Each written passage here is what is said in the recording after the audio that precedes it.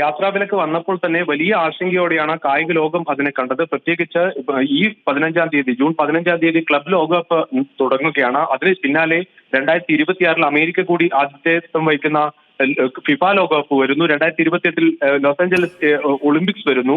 ഈ പശ്ചാത്തലത്തിൽ കായിക താരങ്ങൾക്ക് കൂടി വിലക്കുണ്ടായാൽ ആ പരിപാടികളെയൊക്കെ അത് ബാധിക്കും എന്ന തരത്തിൽ ഒരു ആശങ്കയ്ക്കിടെയാണ് ഇപ്പോൾ കായിക താരങ്ങളെയും പരിശീലകരെയും സപ്പോർട്ടിംഗ് സ്റ്റാഫുകളെയും ഒഴിവാക്കിക്കൊണ്ട് ആണ് ഈ ബാൻ എന്ന് ഇപ്പോൾ അമേരിക്ക അറിയിച്ചിരിക്കുന്നത്. കാരണം ഇവർക്ക് ഈ ബാൻ ബാധകമാകില്ല, ഈ വിലക്ക് ബാധകമാകില്ല എന്ന് അറിയിക്കുകയാണ്. പ്രത്യേകിച്ച് ഇറാൻ നേരത്തെ തന്നെ അമേരിക്കയുമായി രാജ്യാന്തര തലത്തിൽ ഇറാനുമായി നിരവധി ഉപരോധങ്ങളൊക്കെ തുടരുന്നുണ്ട്. പക്ഷേ ഇറാന് കൂടി ഈ വിലക്ക് ഒഴിവാക്കിയ നടപടിയിൽ ഇറാനെ കൂടി ഉൾപ്പെടുത്തുകയാണ്. കാരണം ഫിഫ ലോകകപ്പിന് ഇറാൻ നിലവിൽ യോഗ്യത നേടിയിട്ടുണ്ട്. അതുകൊണ്ട് ഇറാന്റെ താരങ്ങൾക്കും പരിശീലകർക്കും സപ്പോർട്ടിംഗ് സ്റ്റാഫുകൾക്കൊന്നും ഈ വിലക്ക് ബാധകമാകില്ല. പക്ഷേ ഈ പൗരർക്ക് ഈ രാജ്യത്തേക്ക് വരുന്നത് സംബന്ധിച്ച വിലക്ക് തുടരും. അതുകൊണ്ട് തന്നെ ഇത്തരം വിലക്ക് ഇപ്പോൾ ഏർപ്പെടുത്തിയിരിക്കുന്ന 12 രാജ്യങ്ങളിലുള്ള ആളുകൾക്ക് ഈ മത്സരങ്ങൾ കാണാനായി അമേരിക്കയിൽ വരുന്ന വിലക്ക് തുടരും.